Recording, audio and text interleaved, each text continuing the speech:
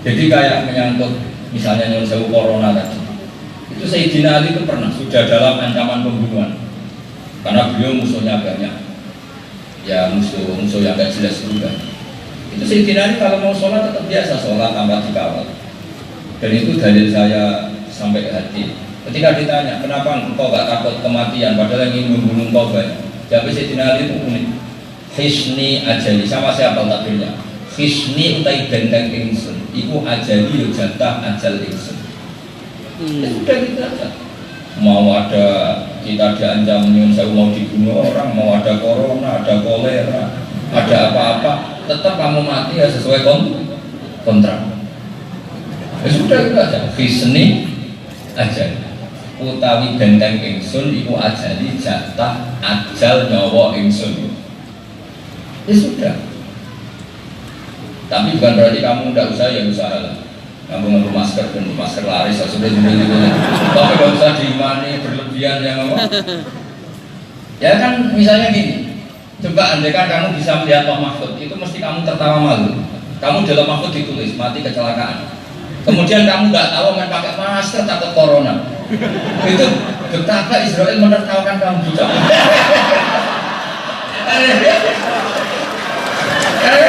Lucu kan? Ya kan? Apalagi kalau ditulis ini mati karena buruk gizi gitu. Terus umur-umurnya pakai masker terus padahal tulisannya mati karena buruk apa? Karena gizi buruk. Apalagi ditulis sana mati karena dibentak istrinya gitu. Terus yang kamu takuti masker kan ada hubungannya gitu. Nah, makanya saya minta kalau kamu takut corona itu gini, saya takut sakit, kalau sakit ngel-ngelkan orang, kalau nanti saya sakit sujud saya kurang, ngaji saya kurang, berarti ketakutan kamu terhadap kekurangan aktivitas ibadah. Nah, kalau itu baru Islam, itu baru benar, berarti baru benar-benar datang di pengajian fikam gitu.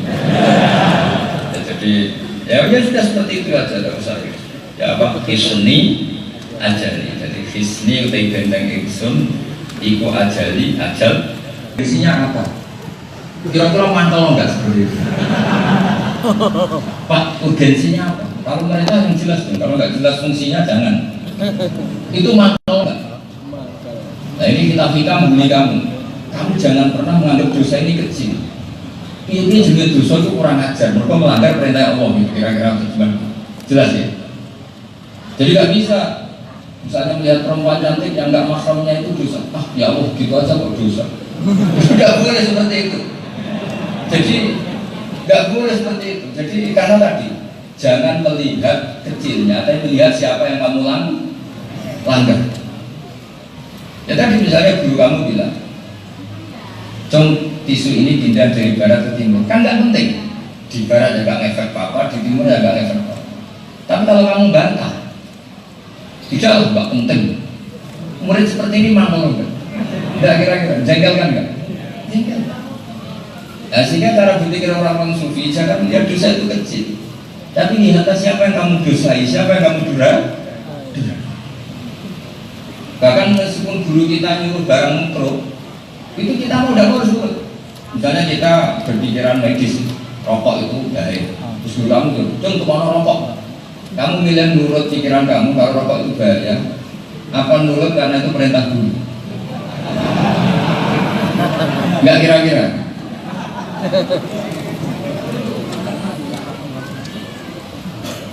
Karena guru itu tetap yang saya egois, nggak mau tahu, nggak ngomong nggak diturut, murid elak ini. Jadi cara berpikir orang sufi itu, ya kadang lo nggak kayak tadi. Nggak ada dosa besar dibanding ampunan Allah. Tapi sekarang dibalik, nggak ada dosa kecil.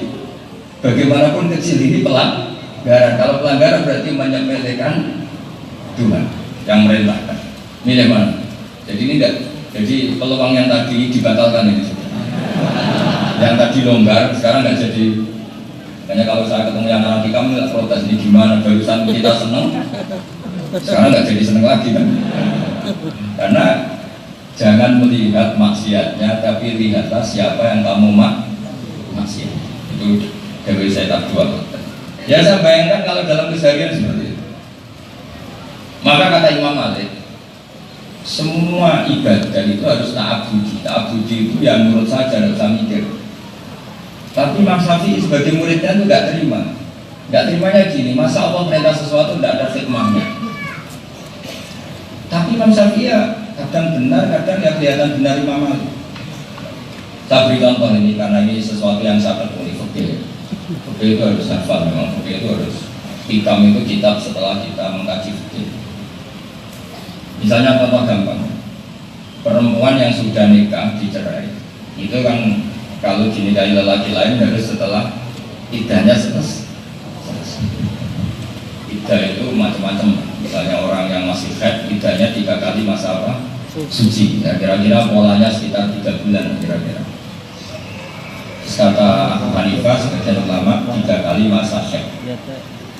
Sekarang tak kasih latihan fikih ya, karena fikih itu bidang yang harus kita tekuni. Bukan hanya saya, tapi semuanya. Perempuan itu kalau haid itu kan bukti tidak hamil. Ya, perempuan kalau haid kan bukti tidak.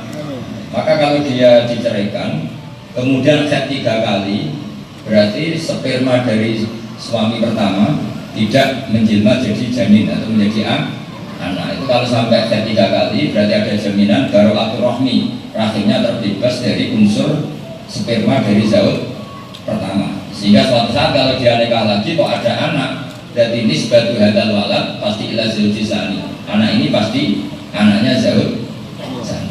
Nah, andai kan kalau nggak ada iddah, misalnya malam ini kamu cerai, paginya dinikah teman kamu, kan nggak jelas kalau jadi anak ini anaknya siapa kan? Karena kamu ya punya kontribusi yang itu kan nggak jelas. Masa nunggu DNA? Ya kan keributan apa? Makanya untuk nikah sah harus iddah dan iddah selesai itu ibaroatir rahmi untuk apa mensterilkan rahim. Itu kata Imam Syafi'i. Oke, Imam Syafi'i cerdas karena tahu hikmah dibalik disyariatkannya iddah. Oke, kita sepakat Imam Syafi'i cerdas karena tahu hikmah disyariatkannya iddah. Tapi pertanyaannya adalah begini, ketika ada seorang suami sudah nikah lama gitu, kemudian ada tetangganya ngerti kalau perempuan ini haid, berarti tidak hamil kan? Nah, misalnya sekarang Maret haid tidak hamil, terus suaminya tidak pulang sampai 6 bulan, terus cerai, berarti kan nggak pernah ngumpuli sama sekali. Dicek secara USG misalnya tidak ada unsur sperma sama sekali. Secara sosial memang nggak pernah dikumpuli karena suaminya di luar negeri. Iddah tetap wajib apa enggak? Tetap kan? Tetap. Nah kalau iddah tetap wajib itu yang benar Imam Malik apa Imam Syafi'i? Cara Imam Malik ya supaya tak abudi apa nyuruh gitu ya? Gitu. Karena kalau ibaroatir rahmi menjadi alasan pokok hukum yang seperti ini nggak perlu iddah karena ada dikumpuli 6 bulan. Padahal syariat tetap mengharuskan iddah. Maka era yang namanya Fathul Mu'in itu kalau nerangkan iddah itu 2 kali. Lita abud al libaroatir rahmi, atau kadang dibalik libaroatir rahmi walid ta'abud. Karena kalau ta'abud tok itu ya nggak ngangkat. Kalau baroatir rahmi tok ya nggak. Maka itu seperti itu. Makanya dulu Imam Syafi'i ketika ngaji Imam Malik itu pernah digojlok. Ya Syafi'i, Imam Syafi'i ini dari Imam Malik itu junior. Ya Syafi'i, ada 2 pembantu kamu. Yang satu cerdas, yang satu tak cerdas. Kamu milih mana? Pertama Imam Syafi'i milih yang cerdas. Tapi setelah Imam Malik bikin analogi begini. Dengerin, Imam Malik bikin analogi begini. Iqla hadhihi sokhra. Batu besar ini coba kamu angkat. Ya, terus yang cerdas tanya, kenapa harus diangkat? Yang satu langsung nurut, kamu senang mana? Jadi Imam Syafi'i senang yang langsung nurut kan? Ya kira-kira gitulah hubungan perintahnya Allah kepada kamu yang nurut saja, gak usah tanya. Suatu saat kejadiannya gini, ini di istilah orang Jawa itu dicuci otak. Iqla hadhihi sokhrota fa inna tahtaha dhahaban. Batu ini kamu bongkar, kamu angkat karena di bawahnya ada emas. Yang pembantu yang cerdas ini termotivasi ngangkat karena di bawah ada Dia lupa kalau itu perintah majikannya. Dia yang menggerakkan dia adalah karena di bawahnya ada yang pembantu goblok ini, barokahnya goblok itu. Saya di mana-mana bilang orang goblok. Karena ini mayoritas, ini kelompok yang harus dibela. Ini termasuk yang di kalau sini. di mana-mana terkenal, Gus Bas spesialis bela orang duduk. Karena saya ini sudah ngomong sultan sama Allah. Saya kan ditetir pinter, jadi tugas saya bela yang bodoh. Saya berharap yang bodoh yang ngaji yang pinter itu, jadi supaya imbang gitu. Yang bodoh ini dia ngangkat ini hanya termotivasi karena itu perintah majikannya. Perintah majikannya suruh ngangkat ya ngangkat. Secara kecerdasan, cerdas yang pinter karena dia tahu, oh majikan saya nyuruh ngangkat karena di bawahnya ada Tapi pertanyaannya, loyal mana? Loyal yang bodoh yang pinter? Yang bodoh. Tapi yang bodoh juga masalah bagi majikannya. Majikannya lama-lama bilang gini, gua anggap aku wong bodoh, nak ngomong orang mau hikmah. Artinya yang bodoh ini juga kurang takdir sama majikan. Masa saya memerintahkan sesuatu kemudian tidak ada hikmahnya? Kamu milih mana kalau dari sisi itu? Pilih yang pinter. Loh iya kan? Misalnya si bodoh tak tanya, kenapa kamu nurut? Ya nurut saja. Kamu tidak pernah berpikir kalau semua perintah saya ada hikmahnya, tidak pernah nurut saja. Itu kira-kira majikannya tersinggung nggak? Tersinggung juga. Maksud aku sebodoh itu nyuruh sesuatu nggak ada hikmahnya. Ya kan? Nah di sini ini hikmahnya ya ada madzhab Maliki, ya ada madzhab Syafi'i. Makanya terus kitab-kitab itu ngeper itu tadi. Lalu disyariatkannya iddah untuk apa? Ya li baro'ati rohmi tapi walid ta'abud. Ya li baro'ati rohmi walid ta'abud atau li ta'abud walid baro'ati rohmi. Seperti sholat untuk gampang. Saya termasuk orang yang kalau komentar terpaksa ngeper, ayo sholat misalnya. Sholat seperti itu ta'abudi apa ada hikmahnya? Kita bilang ta'abudi, kalau mau takbir ya takbir saja, rukuk saja sujud. Sekali kamu mengatakan begini untuk peregangan, kalau sujud untuk apa, penguatan jantung, itu nanti sholat mirip kayak senam yoga. Ya kan? Lalu ternyata ada yang sholat terus sakit, yang senam yoga. Enggak, berarti hikmahnya besar mana? Besar juga, bahaya kan kalau seperti itu. Makanya saya nggak setuju kalau ada orang cerita hikmahnya sholat sampai semuanya unsur kesehatan. Nanti kayak pembantu yang pintar tadi, loyalitasnya ke majikan itu kurang, tapi yang motivasi adalah logik. Tapi kalau dibalik, masa Allah memilih gerakan itu kemudian tidak ada hikmahnya? Kalau dibalik gitu, kamu milih mana? Dua-dua. Makanya saya tuh kalau ada apa itu acara apa hikmah dibalik sholat, jaga kesehatan ini, jaga kesehatan jantung, macam-macam. Saya tuh mau melawan itu ya takut Allah, bukan takut orang itu, takut Allah. Jangan-jangan memang ada hikmahnya. Tapi kalau mau ngimani, jangan-jangan nanti fungsi sholat kayak senam yoga. Kamu milih mana? Dua-dua. Ya bodoh tadi bener ya. Itu bagus itu ya, sudah ngerti aja.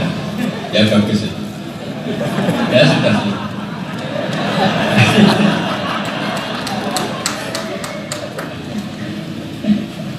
Ya sudah seperti itu. Jadi tadi kan gitu, dosa besar itu tidak menjadi besar dibanding luasnya ampunan Allah. Tapi dosa kecil nggak bisa menjadi kecil karena yang kamu langgar adalah Allah. Berarti nggak ada dosa besar, nggak ada dosa. Yang ada adalah tepat-tepatan tadi. Kalau pas Allah pakai ghafurnya ya aman, kalau pas pakai sadidul iqabnya ya tidak aman. Nah, makanya di sini pentingnya doa Allahumma inni a'udzu biridhoka min sakhatika wa bi mu'afatika min uqubatika wa bika minka la uhsi sana'an 'alaika anta kama asnaita ala nafsik. Makanya kita harus selalu berdoa, ya Allah, saya berlindung semoga dengan ridhomu saya terbebas dari bencimu, dan semoga dengan ampunanmu saya terlindung dari siksamu.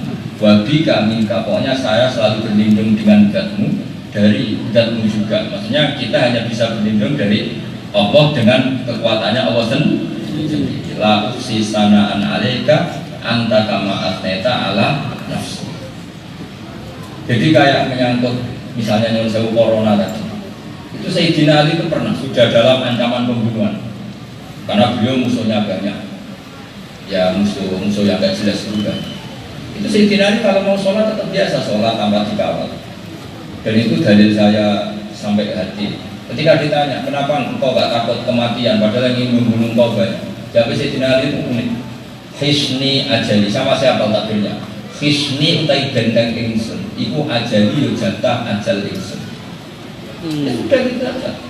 Mau ada kita diancam nyun sewu mau dibunuh orang, mau ada corona, ada kolera, ada apa-apa, tetap kamu mati ya sesuai kontrak. Ya sudah gitu aja. Hisni ajali, utawi benteng ingsun, iku ajali jatah ajal nyawa ingsun. Ya sudah. Tapi bukan berarti kamu tidak usah ya usaha lah. Kamu nganggo masker dan masker laris sudah juga. Tapi tidak usah diimani berlebihan yang apa. Ya kan misalnya gini. Coba andai kan kamu bisa melihat Pak Mahfud, itu mesti kamu tertawa malu. Kamu dalam Mahfud ditulis mati kecelakaan.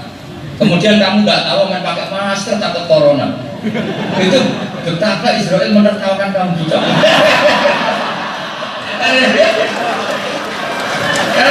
Lucu kan?